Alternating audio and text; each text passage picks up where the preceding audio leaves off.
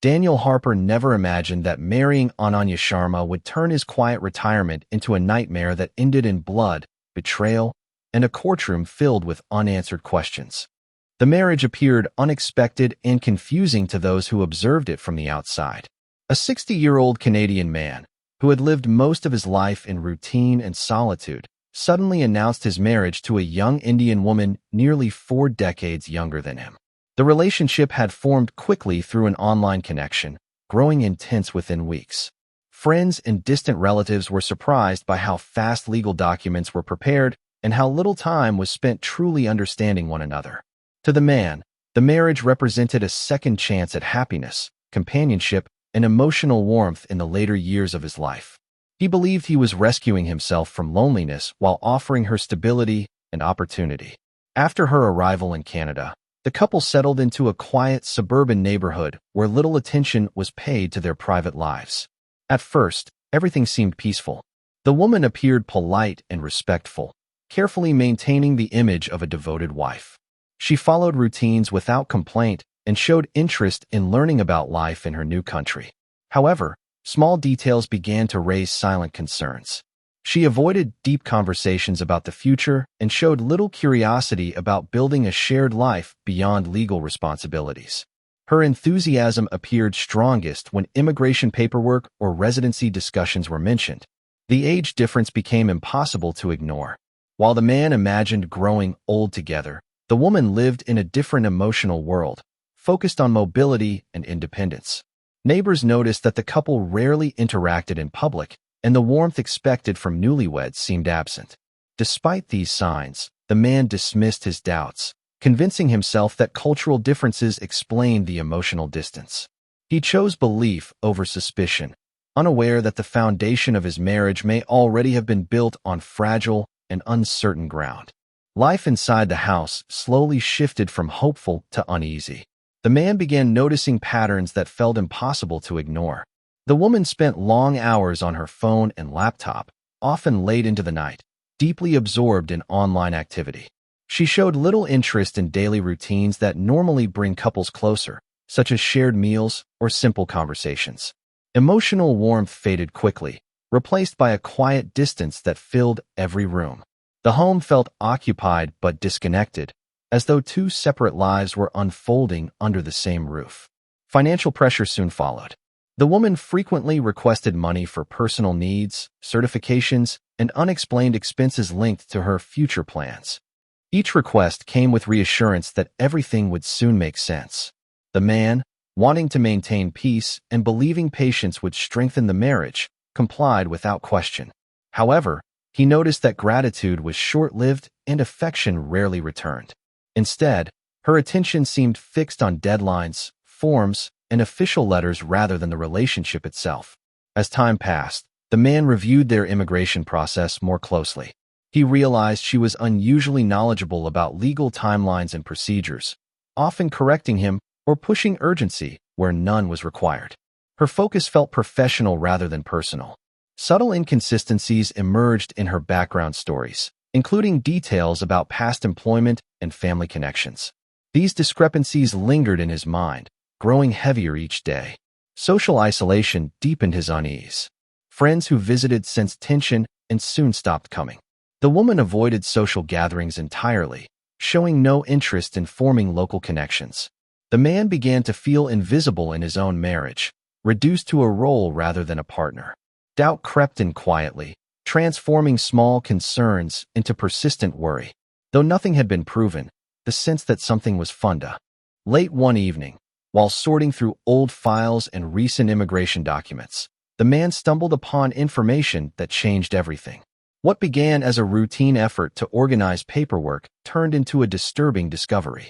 Among printed emails, application copies, and legal notices were unfamiliar names and references that did not align with what he believed to be the truth. The details hinted at earlier sponsorship attempts and connections that had never been mentioned. At first, he assumed it was a misunderstanding, but the deeper he looked, the more patterns began to emerge. Online searches and archived records revealed fragments of a past carefully hidden from him.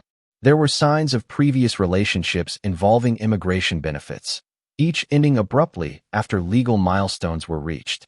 The realization struck him slowly but painfully. The marriage he had trusted was beginning to look less like a partnership and more like part of a repeated strategy. His hands shook as he pieced together the timeline. The affection, the urgency, and the emotional distance suddenly made sense in a way he wished they never had. Shock soon turned into humiliation. He felt exposed, imagining how others might view him if the truth became public. The idea that his kindness and vulnerability had been exploited filled him with shame. Memories replayed in his mind, now altered by suspicion. Every gesture of affection felt staged. Every promise sounded rehearsed. The life he thought he was building collapsed under the weight of new understanding.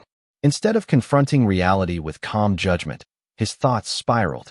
He became consumed by the idea that he had been carefully chosen, not loved. The betrayal cut deeply, attacking his sense of dignity and trust. What had once felt like a hopeful beginning now stood revealed as the opening chapter of a devastating deception. After the discovery, the man's world began to shrink. He stopped answering phone calls and ignored messages from friends who sensed something was wrong. Days passed without him leaving the house, and nights blended into sleepless stretches filled with restless thoughts. The documents he had uncovered became his constant focus. He read them repeatedly, searching for reassurance that he might be mistaken, but each review only strengthened his belief that the marriage was never real. His mind became trapped in a cycle of doubt and resentment. The house itself felt different. Familiar rooms now carried an uncomfortable tension that never faded. Ordinary sounds felt intrusive, and silence felt threatening. He began observing every small detail of daily life with suspicion, interpreting routine behavior as further proof of deception. His thoughts grew rigid and obsessive, leaving little room for reason or emotional balance. Instead of seeking advice or professional help, he chose isolation, convinced that no one would truly understand his humiliation. Fear slowly replaced confusion. He imagined a future where the woman gained permanent status and abandoned him without consequence.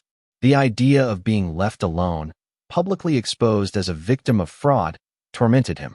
His sense of identity weakened as he replayed memories through a darker lens. Moments he once cherished now felt manipulated and hollow. Trust in his own judgment began to collapse. As his mental state deteriorated, anger took root. It was no longer just about betrayal, but about control slipping from his grasp. He felt powerless in a situation he believed had been carefully engineered against him. The isolation intensified his emotions, allowing them to grow unchecked. Each day pushed him further away from clarity and closer to a breaking point he could no longer recognize. What began as quiet suspicion slowly transformed into an emotional storm with no safe release. The tension that had been building for weeks finally reached a point where it could no longer remain contained. That evening, the house felt unusually still, as if it were holding its breath.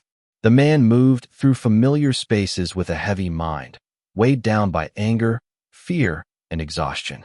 His thoughts were no longer scattered but sharply focused, driven by the belief that everything he valued had been taken from him through deception.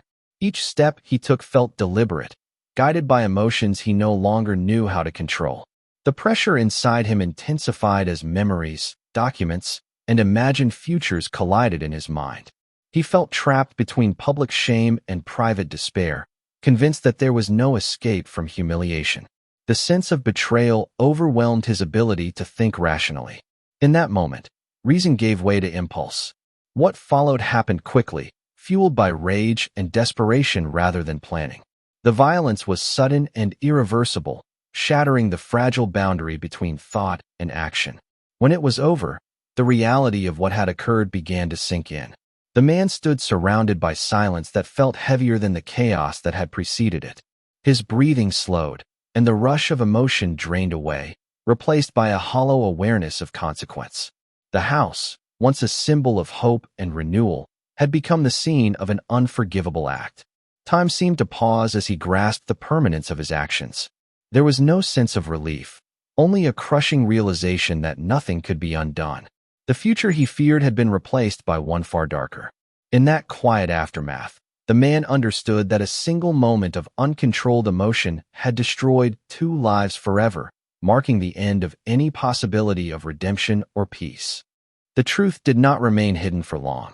The sudden absence of movement inside the house drew quiet concern from neighbors who had grown used to routine signs of life. Days passed with no lights switching on and no one stepping outside. Eventually, authorities were alerted, and the calm suburban setting was broken by official presence. What they discovered inside confirmed that something deeply wrong had occurred. The scene clearly showed signs of violence, leaving little room for doubt about the nature of the incident. Investigators moved carefully, documenting every detail. Physical evidence pointed directly toward the husband, and there were no signs of forced entry or outside involvement. The situation appeared contained within the home, reinforcing the conclusion that the crime was personal rather than random.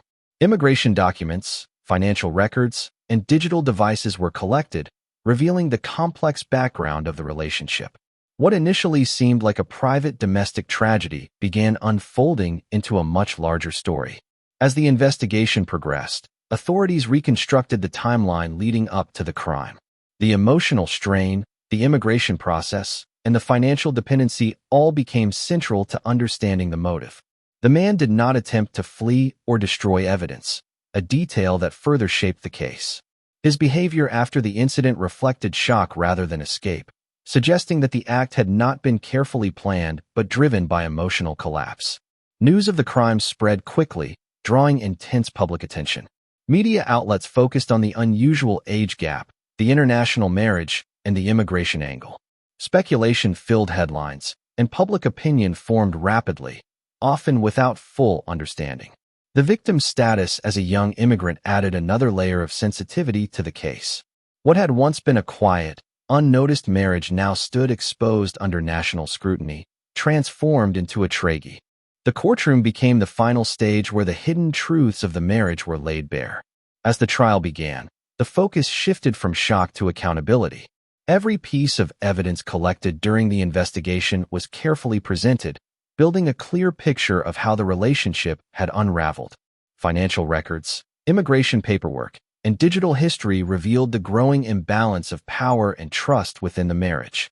The crime was no longer viewed as a sudden outburst alone, but as the result of a long emotional decline. Psychological evaluations played a significant role during the proceedings. Experts described the man's mental state in the period leading up to the incident, emphasizing isolation, paranoia, and emotional exhaustion.